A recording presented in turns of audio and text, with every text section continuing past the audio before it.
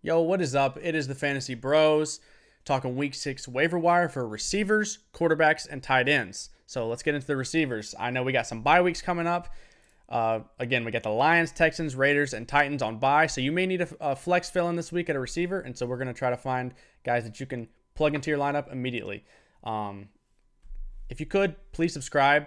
We're a pretty new channel. And we're on the road to 100 subscribers, so we would really appreciate it if you'd subscribe. It helps us out a lot, and it's free. So, yeah, appreciate it. Let's get into the receivers. So first, we want to talk about players who are mostly owned, but just you want to do a quick check on. That's Jakobi Meyers and George Pickens. George Pickens, 71% owned, and Jakobi Meyers, 64% owned. If these guys are unowned in your league, absolutely grab them. I mean, you got to make room on your roster. Pickens as the first priority, in my opinion, as an ascending talent with a new quarterback. He's getting a lot of the target share so far when Pickett's been playing. And Jakobi Meyers has looked good and probably will continue to look better when his quarterback comes back. So, yeah, just do a quick check on those guys. But let's get into our main show, which is 50% or less owned. And to start, let's talk about some guys who you could potentially start this week. And first, we have Alec Pierce at 21% ownership. He had a pretty good week last week. He's gone up in targets 3 weeks in a row, and he's looking to be a more important part of this offense. He's a rookie, so I think he could be one of these season-long pickups as well as a weekly start. So what do you think about Alec Pierce? Yeah, I agree. Like you said, he's increased his targets each of the past 3 weeks. His yards have been 60, 81, and 80 the past 3 weeks, which is very good yard total. So even really good. This is more of a PPR pickup, but even in standard, if you're getting those amount of yards, that's still a pretty good floor. Touchdowns will come eventually. Like he said, the way this offense is looking is pretty horrendous. So I think he's kind of used as a safety blanket / chain mover of this offense. Their offensive line, for some reason, isn't blocking anyone, so they're getting the ball out quick. So I think that's why we're seeing an increase in targets and yardage for Alec Pierce. Plus, he's a rookie. Like you said, they typically take time in about midway point of the season. That's usually when you see them start taking off. All right. So moving on, we got Darius Slayton had a pretty good week. He's 2% owned, so he's available in almost all your leagues. They really have nobody at the New York Giants, and he became the number one guy. So you got to keep track of these other receivers for the Giants, if they're going to be playing or not. But honestly, even then, they don't really have a lot of great weapons. I know they have Rondale Robinson, who could come in and take some of his workload, but keep an eye on the other injuries. And if they're out again, then I think Darius Slayton's a decent play this week. Yeah, I agree. All right, so we got this one's mostly just tied to necessity. Right. Yeah, not a great pickup, probably lower on our list, but just if you have a desperation and you need a play, you could pick him up. Then we got Devin Duvernay. He's about 50% owned. If he's not owned and Rashad Bateman is ruled out again, which we don't know the status of yet, they said he could play this week, but we'll see. If he is ruled out, I really like Duvernay as a plug and play this week with the bye weeks happening and with injuries happening. He gets a matchup versus the New York Giants this week, and he gets a lot of downfield touchdown potential. So he's one of those guys that you could just plug on off the waiver and he could get you 20 points. You never know. So easily. Yeah, I like that. And other than Jakobi Meyers and George Pickens, I'm not spending a ton of fab. If those guys are available, I might be spending around 15 to 20%. Pickens maybe more. But these other guys, I would just throw in a couple dollars on them just to see which one you get, because there's a couple of start options. Another one we have is Rondale Moore, who's going to be playing Seattle this week. He's only 30% rostered. He had a pretty good week last week, and he's playing in 90+% of the snaps. And DeAndre Hopkins is still out for one more week, I believe. So I think Rondale Moore is a pretty good start this week, actually. I agree. They finally started using him downfield, and look what happened.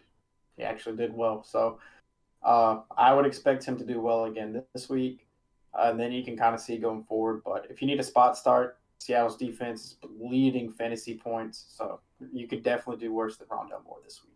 So of these four guys we just talked about, these are our favorite pickups that are less than 50% owned. That's Alec Pierce, Darius Slayton, Devin Duvernay, and Rondale Moore. I think Alec Pierce probably has the most season-long potential, I'd probably say. probably followed by Rondale Moore, I guess. Then Devin Duvernay, then Slayton. That's for season long.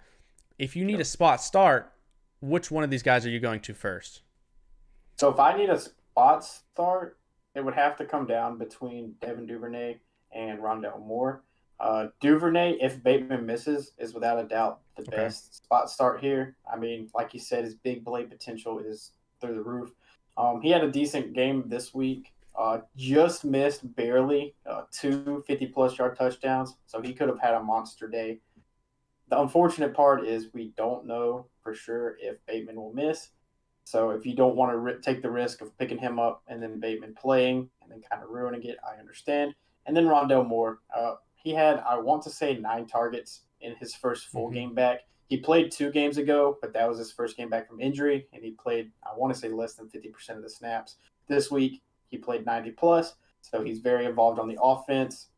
So if I had to pick, Rondale Moore probably would be, at least since you know he's playing and he has a good matchup. Duvernay didn't have terrible weeks while, I mean, he had pretty good weeks while Bateman was playing, but it was on really low volume. So I don't know if I can predict that going forward when Bateman's back in the lineup. So I kind of agree. You're not going to know Bateman's status most likely before your waivers run. So I would go the safer route with Rondale Moore.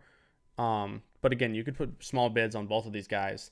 And then as far as a spot start, I think Alec Pierce is going to be my third option. He's going to be playing the Jacksonville Jaguars. I like the matchup. I think they actually might be able to get their offense moving. Hopefully Jonathan Taylor is back. I think that's going to help everybody on that offense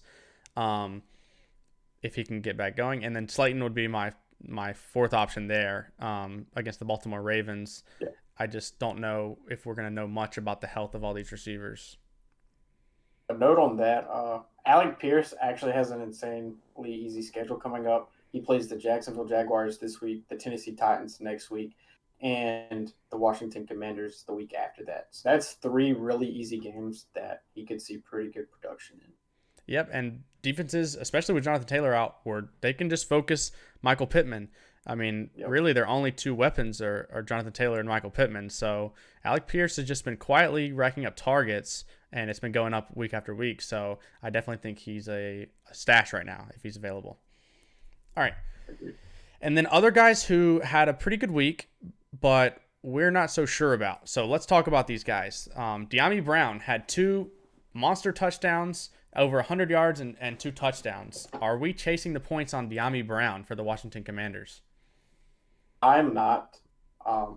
This kind of stuff isn't replicable week by week. I mean, good for him. It's the best game of his career and maybe the best game of his career ever. But this type of long touchdowns are not something that you can predict, nor should you chase it because it's just random luck if it happens or not. And with first-round rookie Jahan Dotson coming back within the next few weeks, and you still have Terry and Curtis Samuel there, I would not expect this to occur very often. Yep. So he's on Sleeper. He's the 3rd most added receiver right now. I think he's complete fool's gold. I'm not buying it at all. I wouldn't even put in $1 on him. I like these other options that we threw out more. So he had 2 big touchdowns and 100 yards off of 2 catches and 30% of the snaps. So if you look at the metrics, I'm not chasing that at all. So, I'm avoiding him, even though a lot of your league mates are going to see the points. You know, he scored 23.5 half PPR fantasy points. They're going to chase it. I think we stay away personally. Another guy who had a pretty good week, Khalil Shakir. So, we had said to start on our starts and sits show. We said start Isaiah McKenzie, and it turns out it was the right call. But if you paid attention, he was ruled out prior to the game, and Khalil Shakir came in and had a pretty decent game. So, if Isaiah McKenzie is out this week, I think he's another player that you could plug into your lineup. So keep an eye on that. But if Isaiah McKenzie is playing, I don't think he's startable at all. Completely agree. He's basically your Isaiah McKenzie handcuff. If he plays, you don't play Shakir. If Isaiah McKenzie sits, then you can play Shakir. Okay, we got Josh Reynolds. He has 3 straight weeks of 8+ targets. He's got increased snaps in 4 straight weeks. He's got 2 touchdowns in the last 4 weeks. He's got 80-plus yards in the last 3 weeks. He's got 11-plus half PPR fantasy points in the last 4 weeks. So if he's not owned in your league, I think a lot of people are going to be going to add him right now. But I'm not spending up for Josh Reynolds, even given all those stats I just threw out. Yeah, I'm not spending up on them either. They have a bye week this week, so that's an entire 11 or 13 days you have to hold them without using them, which I don't want my fab to be tied up in a player like that. And also, after their bye week this week, I imagine Amon-Ra will be back fully healthy, playing his full allotment of snaps. DJ Chark will most likely be back and healthy. And then right around the next few weeks, I would be watching news on Jameson Williams making his return as well. DeAndre Swift should also be making a return as well. So with about 3 to 4 more players being added back to this offense, I just don't see a route of Reynolds maintaining his consistency.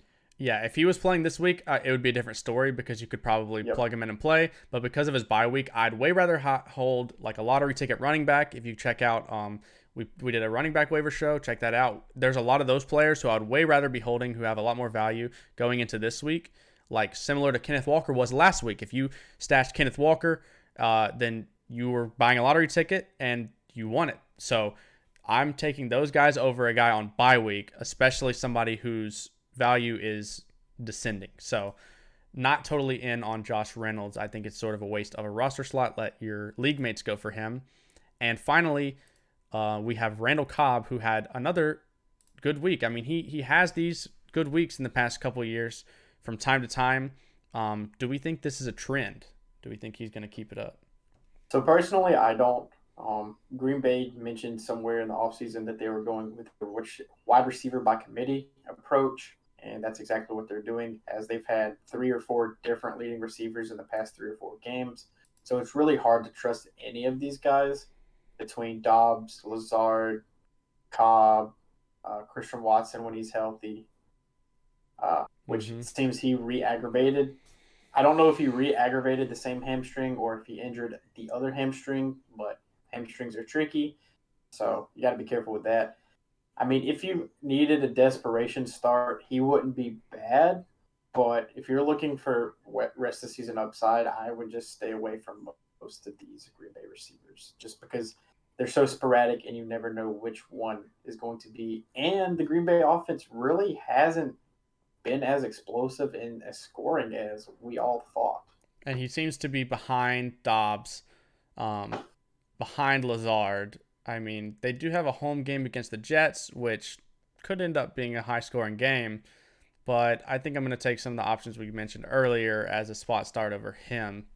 Although I think he's still in play in deeper leagues. So,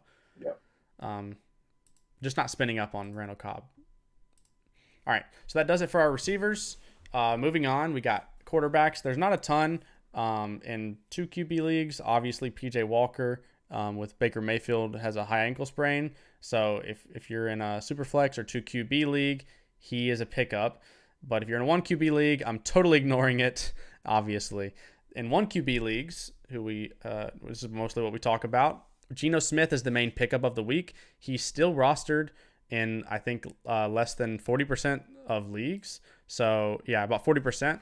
So, if he's available and you're one of these teams who's struggling with Russell Wilson or one of these other struggling quarterbacks, I'm totally picking him up and playing him. He just had a good game against New Orleans, what I didn't expect him to, and he's going to play the Cardinals next week, followed by the Chargers, Giants, and Cardinals. So I think the matchup is good enough for him to keep getting it done with his great weapons. Completely agree. This is my main target at quarterback if you need one. Yep. And then if he is taken in your league, Carson Wentz is another streamable player. He's 46% owned. He had a pretty good week after 2 down weeks. He's now had 3 out of 5 good weeks. It's just sort of a lottery. If you look, he did have his 2 bad games where he scored less than 10 points against Philadelphia and Dallas, who have shown themselves to be arguably 2 of the top 4 or 5 defenses, in my opinion. So there is a silver lining there where against Chicago, he could have a good week next week. But I just wouldn't bank on it with Carson Wentz. But if you're desperate and you need a start, I think he's definitely a streaming option if Geno is not available. Russell Wilson in one league, and I wish I could have Carson. Yep. Yeah. Sadly, Russ dealing with injury and just looking kind of bad. It's just you need options. So those are our two options. Are there any other streaming plays in consideration? Not for me. Matchups aren't great for the quarterbacks that are widely available. So unfortunately, it's not a great streaming week. Like let's say that Geno and Carson Wentz are like all these main streaming options are owned. Could you play Jimmy Garoppolo in Atlanta? Personally, I wouldn't. Okay. Yeah. Just personally, he's not great fantasy most of the time. Yeah. I guess if you're really, really in a pinch, I would lean towards Justin Fields. The Commanders' defense has not been good at all. He came off his best passing performance last week. They might have found something that clicks there. He also had a 52-yard rushing touchdown called back from a holding penalty. So obviously if that hits, then he scores 29 to 31 points, depending on league scoring, of course. So he would have had an absolute monster game this past Sunday. So if you're just absolutely in a pinch and you have nothing, I mean, you could look towards Justin Fields and hope between his rushing yards and maybe 1 to 2 rushing touchdowns, hopefully. If you're one of these Russell Wilson teams who's struggling at quarterback or any number of quarterbacks who have been struggling this year, maybe you went with Stafford, check if Jared Goff gets dropped. He had a really good start to the season and then had a big disappointment in a game where he was without Amon-Ra St. Brown for 2/3 of the snaps. And I think he's without Swift. They're going into a bye week. There's a good chance that he's going to be dropped, and I think he has more upside than a ton of these guys. They're still, for the first 4 weeks, they were still the highest scoring offense, and Goff was playing like a top 10 fantasy quarterback. So, if you're one of these struggling teams, I think you could stash him this week if he gets dropped. So just check quickly on that. And then let's move on. Tight ends. Not a ton of options. Tight end is trash. Everyone has experienced the same thing. So don't worry, you're not alone. If your tight end's been struggling, everybody except for like 3 people in your league are also struggling. So Taysom Hill had the monster 30-plus point week. 4 touchdowns for Taysom Hill. Probably in the 1 week where you don't start him after disappointing for 2 weeks in a row. So are we picking up Taysom Hill off the big week? If your platform allows him to be played as a tight end, I'm not opposed to the idea of picking him up. He had 15 points week 1, and then I believe he missed a game, and then he had like 8 points, and then this 41 points. So it seems like at least if he's playing and healthy, the floor is not terrible. And I mean, he's a tight end. The rest of the tight ends, other than the elite 2, and then like your Goddard, your Ertz, that type of range, your Higbees. Other than those guys, got tight ends pretty much just a crapshoot. So I wouldn't be opposed to the idea, especially if this Jameis Winston injury keeps lingering and Michael Thomas and Jarvis Landry continue to miss. Because that's really when he's seen a lot of play, is whenever they're down on their weapons. Olave just had a serious concussion. He could be in jeopardy of missing this game based on the new protocols that NFL's released. If any of those guys are to miss, or if all of those guys are to miss, Taysom Hill could seriously get some work. And as he showed this past week, they love him in the red zone at the goal line. So if you're needing a tight end that just needs a touchdown, he probably has as good as a chance as any other tight end, not named Mark Andrews or Travis Kelce, to score. So why not? I think if you have Andrews or Kelce, you're not going after him. If you have, in my opinion, Higbee, Ertz, Goddard, maybe Kittle and Waller, maybe you're probably not starting him over those guys.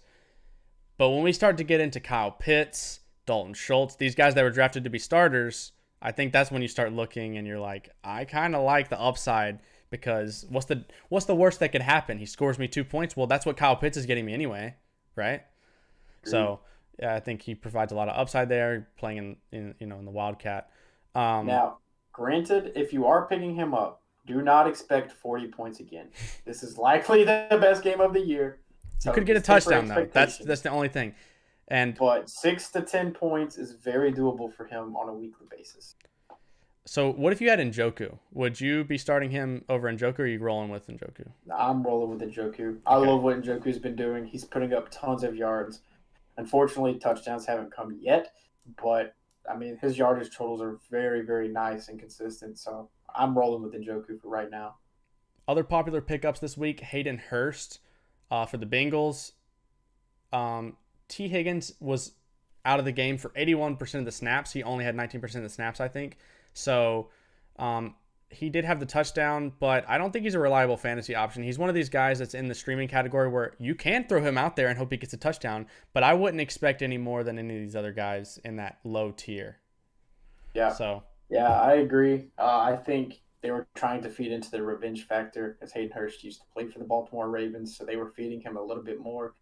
Plus, with T. Higgins out, and he's still only capped off at 11 points. So I wouldn't expect this trend to continue. I mean, you can plug him in. He's a tight end. Expect 0 points, and anything other than that, be happy with it. I mean, honestly, Burrow does spread the ball around, and he'll randomly give games to his tight end where they'll score a lot. So it could happen. Yeah.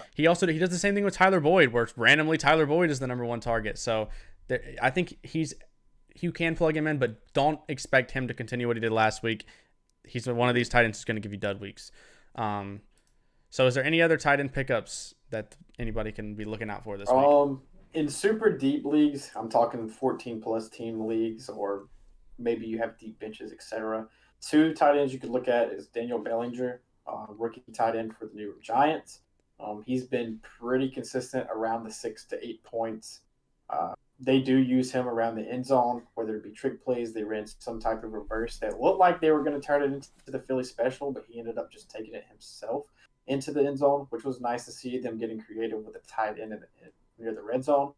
So that's nice upside. Wouldn't play him weekly if you're in like a 10-team or 8-team league, but for a deeper stash them. And then also Cade Otton, which is a rookie tight end for Tampa Bay. He had a double-digit week this week without the other tight ends. Cameron Brate was out. So if he were to miss again, and maybe Cade Otton is just there by necessity for Tampa Bay, you could look at him. But it's not someone I would try to force into my lineup just because. Yeah. So just keep in mind, guys, tight end is a dumpster fire. So, all these guys we're not sure about. You just got to plug them in and hope for the best. So if you're not, then you got to make a trade. You got to make a trade for one of these high volume guys. All right. Well, that concludes it for our waiver show. We have been the Fantasy Bros. All right. We'd really appreciate it if you could subscribe. If you made it this far, we're trying to get to 100 subscribers, so we'd really appreciate it. It's free. Just hit subscribe. Appreciate you. All right. We're the Fantasy Bros, and we'll see you in the next one.